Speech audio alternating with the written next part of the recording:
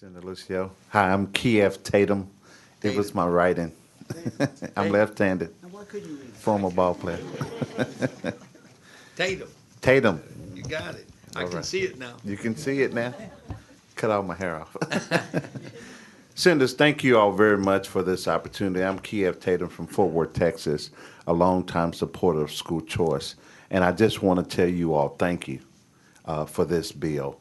When some of us who've been in this a while had an opportunity to read the bill initially, we almost fell out of our chairs because it created more hope and opportunity and limited the regulations on parents that when we shared with them about this bill, they kept waiting for you know, for the shoe to drop. Thank you, someone. And it never dropped because it was putting an incredible amount of trust in parents. And if there's something that we need to spend a lot more time right now, if we're going to impact the dropout rate, if we're going to impact the push out rate, or even the school to prison pipeline, we're going to have to put more trust back into parents and giving them a shot with their children to give them other options. So I'll be more than willing to talk a little bit more in depth about why I continue to support school choice, but why this education savings account bill really lit a fire under the inner city community, which we've started garnering support all across the state from pastors and parents and people who understand the public school system has failed the African American community, period. We have some who have been successful, but by and large, you see no record of academic success across the board in real time. Let me throw these numbers at you real quick. 83%, 84%, 87%. According to Breaking School Rules, 83% of young black boys are being put out of class. According to the Fort Worth Independent School District records themselves, 84% black third graders can't read on grade level. And according to the ACT, 87% of African Americans are ill prepared for college readiness or career readiness. And I'm here to testify as a civil rights activist for over 25 years, went up against the best from Bush to Perry to some of you on some issues. But this is one issue you're right on point because it frees us up. And it's one of the best pieces of educational emancipation legislations I've seen in years. So don't surrender, don't turn around, don't give in, don't give up. Stay the course, and there are those who are supporting you throughout this entire state.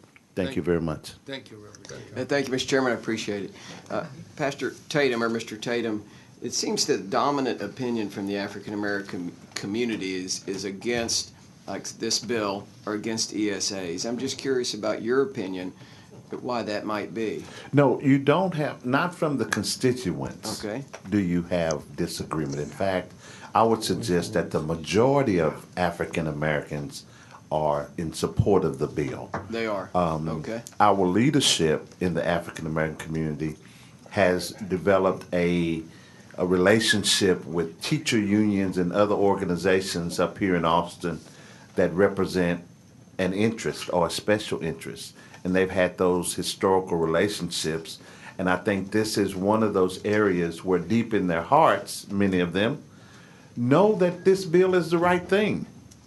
But because of those historical relationships with these special interest groups, they are denying many African American children and parents a right to choose. You're just simply providing more leverage for people who are currently suffering in traditional public schools. Now, old principle once says, men lie, women lie, but the numbers don't lie. When you have that many unable to read and you have a dropout rate that is going to prevent a black middle class from growing, you have to do something different. And this is not something we've just been talking about. Senator West, who I have the utmost respect for, who has been saying throughout the times, we have to do something about the failure. We have to do something about Senator Lucio, same thing. And you're right, it's beyond partisanship. It's about the souls of young children who are currently not being given an option. Now, I haven't been coming up here, running up here for the last 25 years to just support a Republican agenda item or a Democratic agenda item.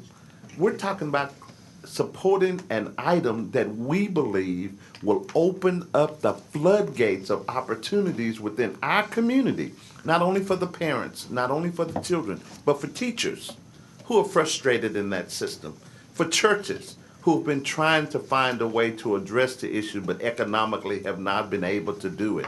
This creates a unique opportunity like we have never seen in Texas. That's why I say it's an education emancipation piece of legislation, because this becomes truly jubilee for many within the inner city who currently do not have an option. In fact, some of them are breaking the law by borrowing someone else's address to go to a better school in a better district.